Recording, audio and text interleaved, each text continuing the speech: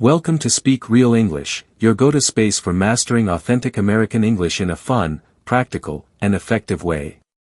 I'm Cristiano Ronaldo, your guide on this journey to fluency in everyday spoken English.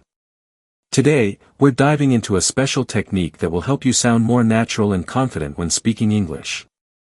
Imagine having casual conversations with native speakers and blending in seamlessly. That's exactly what we're working toward. This session is packed with useful insights and pronunciation tricks that will boost your speaking skills and bring you closer to sounding like a native speaker. So, let's jump into this together.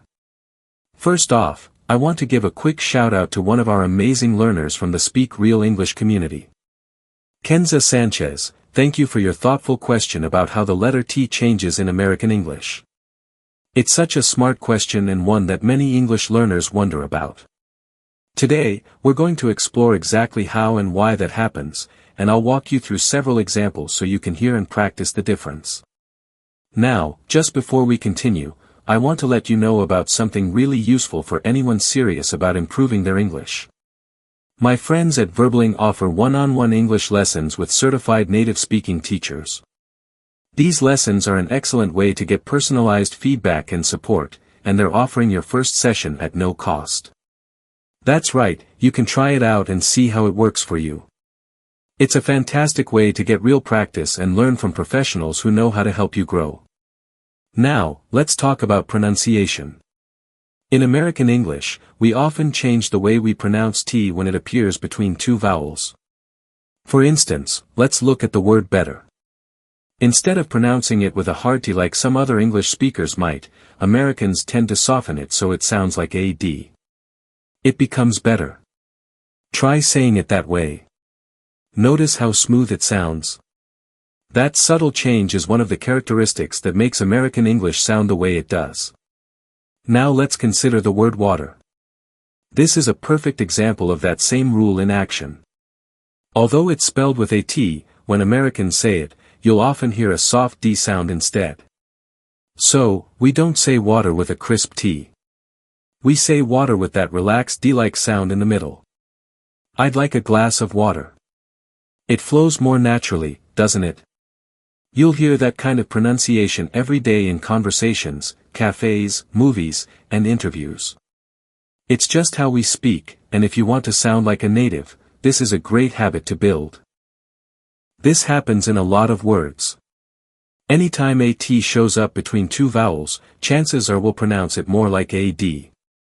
This isn't a grammar rule but a speech pattern.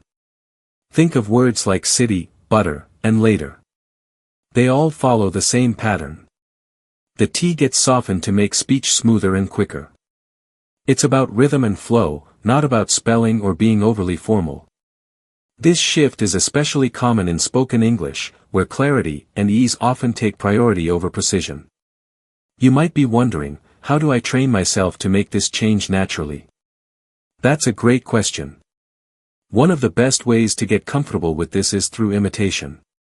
Listen carefully to native speakers and mimic their speech.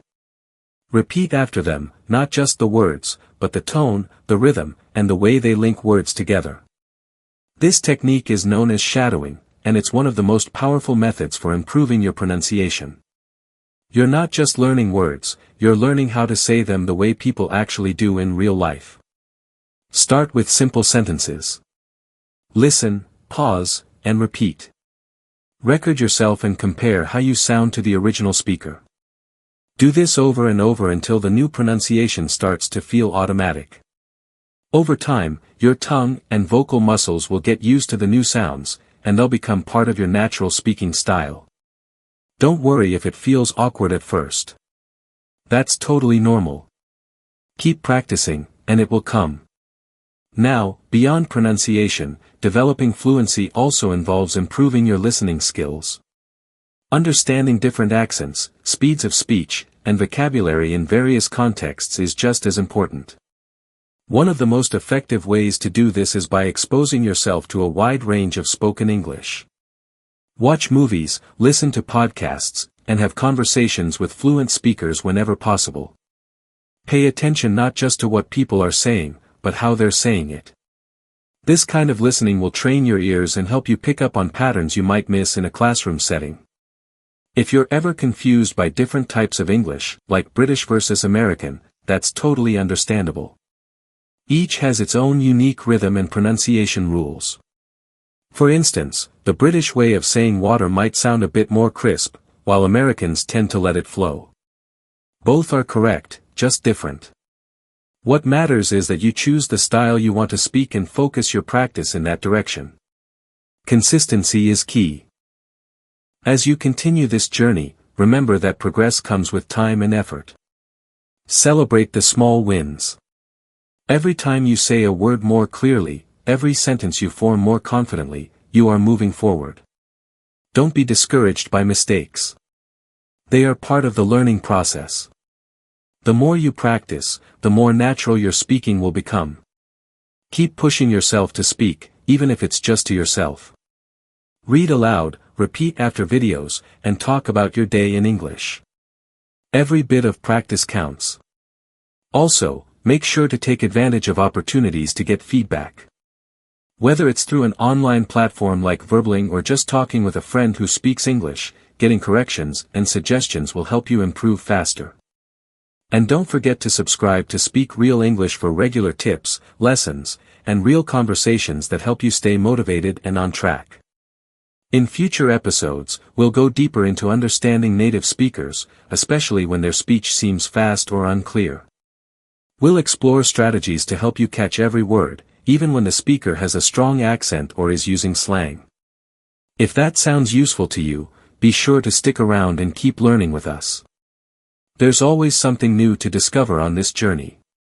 Thank you for joining me today. Keep practicing, keep listening, and most importantly, keep speaking.